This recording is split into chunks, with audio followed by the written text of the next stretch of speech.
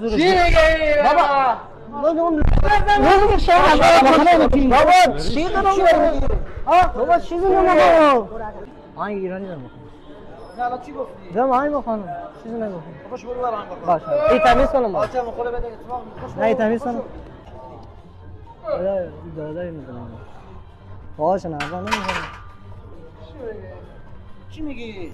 ها چی میگی؟ چیزی نمیگم. پاش چیکار نمیکنه؟ بلند شو. بابا چیزی نمیگم. پاش چیکار نکرد؟ ها پاش چی نکرد؟ نه چی میگی برای خودت؟ میگی پاش چیکار نکرد؟ ای بابا پاش هوا نکرد چی؟ تو حساب آدمی یه دیگه کاملا تمرین کنه. از کجا آمدی؟ ما زنگ زدن. کی زنگ؟ دیواری زنگ چیکار کنی؟ نشم دیوار دوباره ها؟ تمیز کنی. خب یه بار تمیز کن. یه بار ما به شما چه کار دارم خب؟ پاش هوا میکنه فلان میکنه یعنی چی؟ یه دقیقه شما ببین.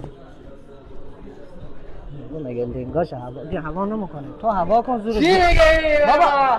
بابا چی دارم میگی؟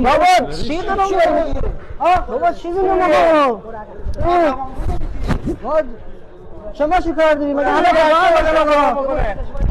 باید تمیز بکنم. چی ما دعوا یعنی چی ما دعوا کن؟ ما میگم چی میگی؟ چت جی پی تی گفته لنگات هوا کنی زور زیاد میشه. ها هوا کنی زور زیاد میشه. برو تمیز کن او کسی فکر برو بزن چی زور زیاد میشه؟ ما بلد نیستم شما باید هوا کنی. چی میگی؟ باز برو کار میکنم. چی باید هوا کنی؟ بشین هوا کنی. جنون چی کار؟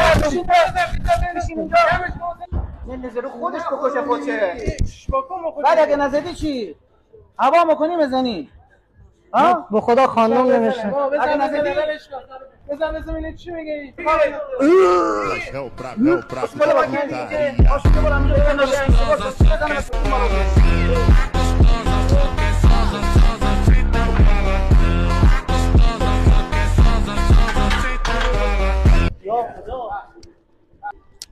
چند نفر به چند نفر هم بزنن.